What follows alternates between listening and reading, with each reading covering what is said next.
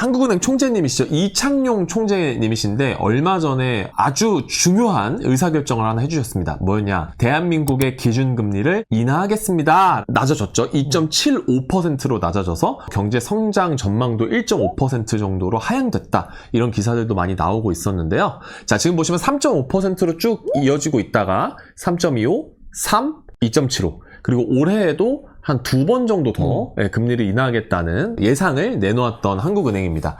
자, 근데 실제로 주식에 되어가지고 예적금에다 돈을 파킹해 놓으신 분들이 굉장히 좀 실망감을 안을 수밖에 없었죠. 왜냐? 기준금리가 떨어지면 어쨌든 예금금리나 적금금리도 떨어질 수밖에 없기 때문에 이걸로 수익을 보기가 굉장히 힘들어졌어요. 네. 네. 대출금리는 안 떨어지는데 그러니까. 네, 이런 예금금리만 떨어지는. 광금님도 예적금 하신 적 있으세요? 예적금에 가입했던 적은 일시적으로 있었으나 하지만 만기를 채운 적은 없었다. 아마 3개월을 넘겨본 적도 없을 거예요. 근데 통상적으로 제일 좀 안전한 투자 상품 아닌가요?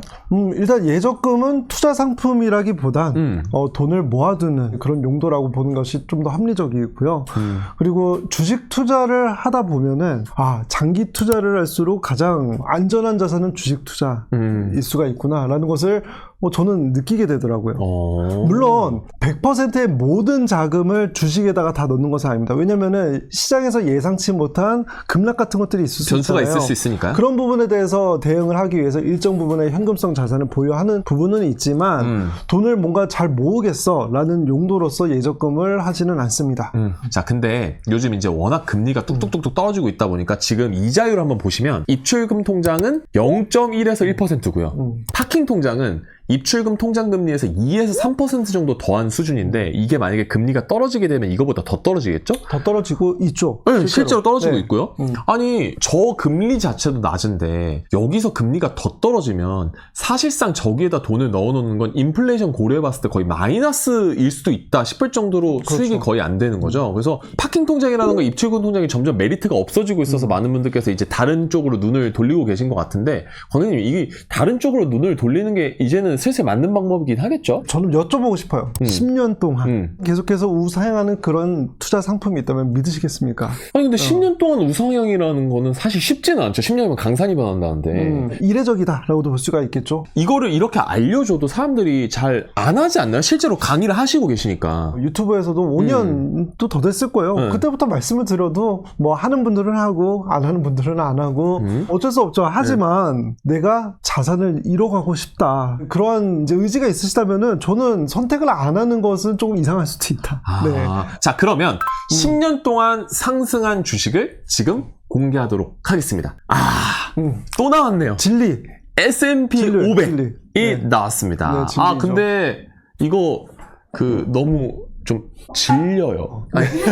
물론 뒤에서 이제 다른 이제 ETF 상품도 이야기를 해드릴 것이지만 중요한 것부터 그럼에도 불구하고 안 하는 분들은 안 한다. 근데 제가 예전에 한번 방송에서 말씀드린 적이 있을 거예요. 저는 월부의 구독자님들이시라면은 너무나도 상식적으로 누구나 해야 하는 것으로 인지가 될 때까지 이따금씩 계속해서 말씀드리고 싶다. 그럼에도 불구하고 많은 분들께서 안 하실 것 같아서 불안해서 더 말씀드리고 싶다라고 말씀드리기도 했죠. 네. 또 S&P 500이기는 합니다만 이건 팩트이기 때문에 우리가 너무 당연하게 생각해서 오히려 소외한 느낌이 있을 정도로 지금 10년간의 그래프를 보시면 자 보세요. 네. 쭉 올라가긴 했어요. 10년 전 대비해서 점으로 따졌을 때는 당연히 10년 후의 점이 훨씬 더 위에 올라가 있는 건 팩트입니다. This is fact. 자, 근데 여기서 한 가지요. 중간중간 보시면 우리가 주식에 손을 대이는 이유들이 나온단 말이에요. 저거 보세요. 갑자기 뚝 떨어지고 갑자기 뚝 떨어지고 갑자기 뚝 떨어지고. 아니 우상향한 건 맞는데 그 중간중간 떨어진 것이 너무 많이 있고 사실은 만약에 저 타이밍에 사가지고 떨어졌으면 저는 손절하고 싶을 것 같거든요. 아니 이게 맞아요? 이게 S&P 500 계속 사는 게 맞아요? 하락이 돼도 이 장을 떠나면 안 되는 근거를 대주세요. 명확하게 팩트 체크를 해드릴게요. 이거는 너무나도 중요한 지표일 수 있어요. 괜히 이거 어려운 거 가지고 오셔가지고 이해 못하게 만들어서 그냥 남아있게 만들려시는 거 아니에요? 이게 2003년 1월부터 2022년 12월까지 그러니까 약 20년 동안에 S&P 500에 투자를 했을 때의 성과예요. $10,000를 투자를 했다고 가정을 했을 때 맨 왼쪽에 긴 막대 그래프 보이시죠? 64,844달러가 된 거. 이게 이 20년 동안에 주식을 빼지 않고 하루도 빼지 않고 invested all days 계속해서 투자를 하고 그냥 보유를 하고 있었을 때 64,844달러가 됐다는 거예요. 근데 그 오른쪽에 그래프를 보면은 Missing the 10 best days. 그러니까 10개의 수익이 좋았던 날에 내가 만약에 투자를 하지 않았다면은 그 성과가 어땠을까? 29,708달러. 잠깐만, 거의 3만 달러 이상 차이가 나네요? 반토막 이하. 네. 20년 동안 투자를 했는데 딱 10일만 투자를 하지 않았을 때 나의 성과가 반토막이 난다는 거예요. 반토막 이하. 밑에 그 10일이 언제인지 그 내용을 확인할 수가 있는데요. 2008년 10월 13일 하루 동안에 S&P 500 지수가 11%가 올랐어요. 지수가 11% 네, 오른 지수가 거예요? 와. 11%. 근데 이때 2008년도잖아요. 서브프라임 모기지 사태 때문에 주식시장이 붕괴를 하던 그 시점이거든요. 이미 이전부터 주가가 계속 하락하던 시점이었어요. 그래서 사람들이 주가가 하락하면 할수록 지금은 투자할 때가 아닌 것 같아. 얼른 현금화를 해서 일단 현금을 보유하고 있어야 하는 상황인 것 같아. 라고 생각을 했던 것처럼 주가가 하락하는 것에 두려움으로 팔아버렸다면은 이 11%의 수익을 거두지가 못했다. 그러네요. 그리고 그 다음에도 2008년 10월 28일 불과 보름 만에 또 10% 넘게 주가가 상승을 했고요. 그리고 그 다음에 보시면은 2020년 3월 24일 코로나 팬데믹 때 하루 만에 9.4%가 반등을 했습니다. 지금 여러분 생각해보세요. 지금의 시장 상황보다 코로나 팬데믹 때가 훨씬 불확실성이 컸습니다. 최악이었죠, 그때는. 그때는 한 번도 경험해보지 못한 시장의 상황이었기 때문에 뭐 주가는 당장에 오른다고 하더라도 이게 오르는 것이 찐 반등이 아니다 이런 얘기도 사실은 많았습니다.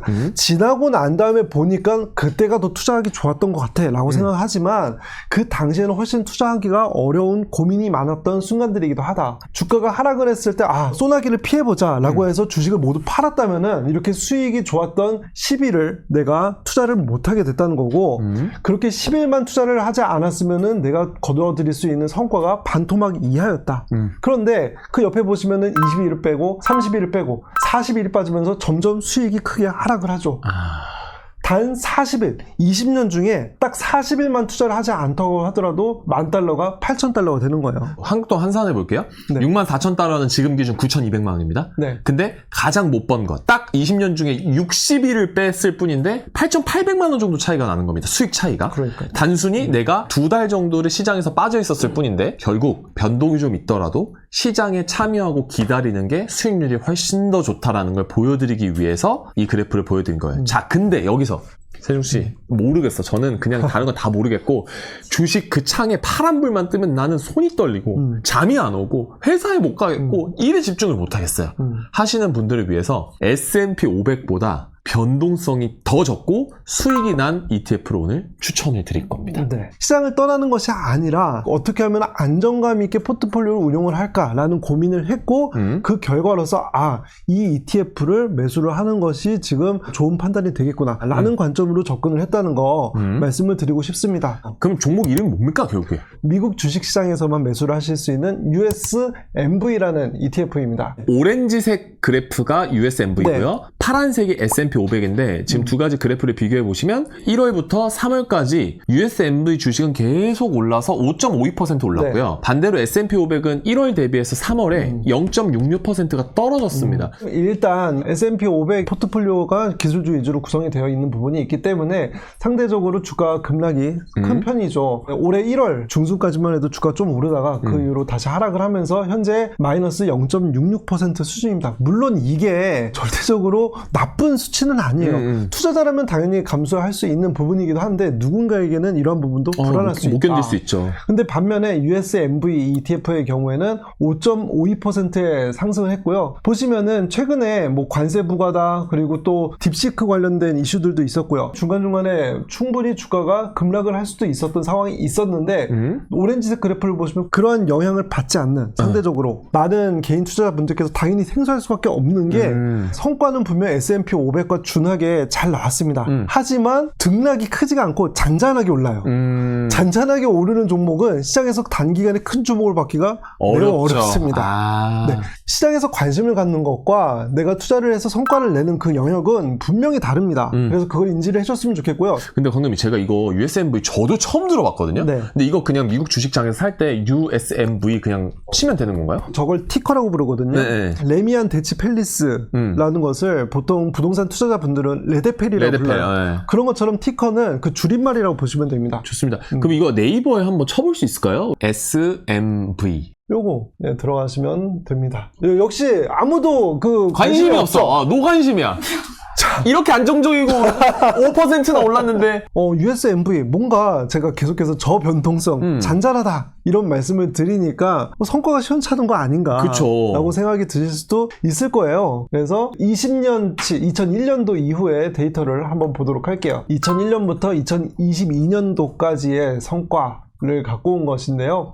S&P 500 지수와 저변동성 지수, 그러니까 저변동성을 갖고 있는 그런 기업들에 투자를 했을 때 그 성과가 어떤 차이가 있었는지, 오히려 연평균 총 수익률은 S&P 500은 7.5%였는데 7.8%였습니다. 오, 총 수익률이 더 높네요, 실제로. 네, 근데 어떤 성과를 확인하실 때에는 기간도 한번 보셔야 하는데, 지금 저희 2001년부터의 성과이잖아요. 그때는 닷컴 버블.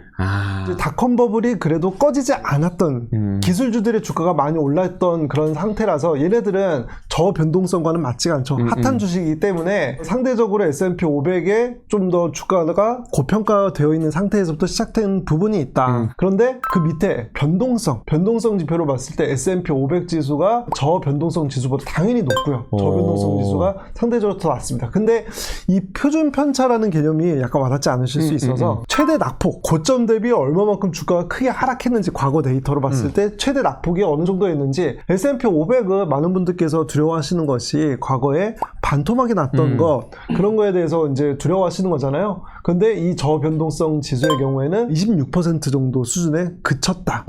그러니까 역사상 2001년도 이후 2008년 금융위기는 사실 매우 큰 위기, 경기 침체를 불러온 매우 큰 위기의 상황이었잖아요. 그때에도 반토막까지 나지 않고 오히려 26% 정도 하락에 그쳤다. 이 정도 수준이면은 2022년도에 S&P 500은 1년 동안에 20% 하락했고 나스닥 100은 30% 하락했습니다. 그 중간 수준이었다.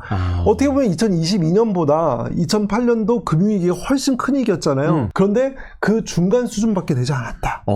나에게 투자라님의 댓글이 있는데요. USMV에 무슨 종목이 들어가 있냐? 가치주의 비중이 높고요. 대형주의 비중이 S&P 500 정도는 아니지만 낮진 않습니다. 배당도 좀 받을 수 있는 ETF인가요? 네, 근데 배당률은 크지 않다. 뭔가 경기 흐름에 따라서, 시기에 따라서 주가가 크게 영향을 받지 않을 만한 그런 기업들의 성격을 갖고 있다. 그리고 지금 환율이 좀 높아서 이거 사는데 상관없나요? 해주시는데 환율은 크게 상관없는 건가요? 물론 이제 이 달러로 환전을 하는 그런 과정이 있기 때문에 환율이 하락을 할 때 최종적인 성과도 하락할 수 있는 그런 성격은 있습니다. 그런데 저는 그것보다는 일단 내 투자 포트폴리오를 안정적으로 구축하는 차원에서 먼저 접근을 하는 것이고요. 이 환율의 가중치를 둬서 예측을 하는 것보다는 일단 내 포트폴리오에 좀 더 중점을 두었다라고 말씀드리고 싶어요.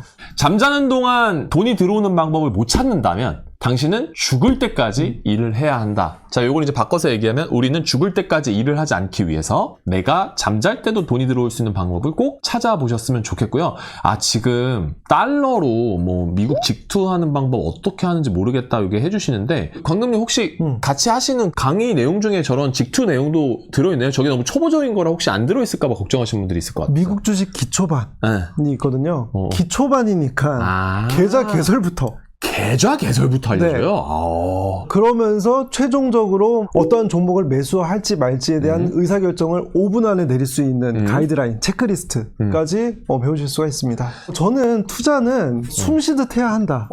근데 시간이 지나면 지날수록 더욱더 그렇다. 요즘에 저는 사회 현상을 보면서 안타까운 부분이 뭐냐면 시대가 점점 양극화가 더 심해지는 것 같아서 상대적으로 내가 어느 정도 자산을 이루지 못한 분들의 좌절감이 커질 수 있는 부분들이 매우 안타깝더라고요. 그리고 제가 처음 주식 투자를 시작했을 때의 그 마음도 많이 떠오르기도 하고요. 그러다니 부동산 투자로 처음부터 시작하기에는 그 과정까지의 돈을 모으는 그 기간이 점점 길어지고 있는 부분이 있잖아요. 그런데 한편으로는 내가 지금까지 해보지 않았던 공부가 필요한 미국 주식을 투자를 공부를 하자니 큰 어려움이 드실 수도 있을 것 같아요. 하지만 그러한 어려움이 느껴진다고 해서 그 문제점들이 해결되는 것은 아니더라고요. 그렇죠. 결국에는 내가 실행 가능한 방법을 찾고 하나씩 내가 할 수 있는 것을 늘려나가는 것, 그것이 저는 성장하는 것이라고 생각이 들고요. 여러분들께서 용기를 잃지 않고 한 걸음씩 10걸음 아니고 한 걸음씩, 매일 한 걸음씩 가실 수 있으면 좋겠다라고 말씀을 드리고 싶어요. 그리고 제 미국 주식 기초반 같은 경우에 딱 이런 분들, 내가 처음 시작이 두려우신 분들을 위해서 제가 강의를 만들었거든요. 처음 시작할 때 어떤 어려움이 있으신지 충분히 알고 공감하고 있습니다. 그래서 그런 부분들을 모두 해소시켜드리기 위해서 강의를 준비했고, 그리고 이 강의가 3개월마다 한 번씩 리뉴얼돼서 오픈이 돼요. 그 이유가 시장 상황이 조금이라도 바뀌면은 또 어려움을 느끼시는 부분들이 달라질 수 있기 때문에 가장 최근의 어려움을 해결하실 수 있도록 강의를 준비했으니까 네. 관심 있으신 분들께서는 고정 댓글을 참고해 보시면 좋을 것 같습니다.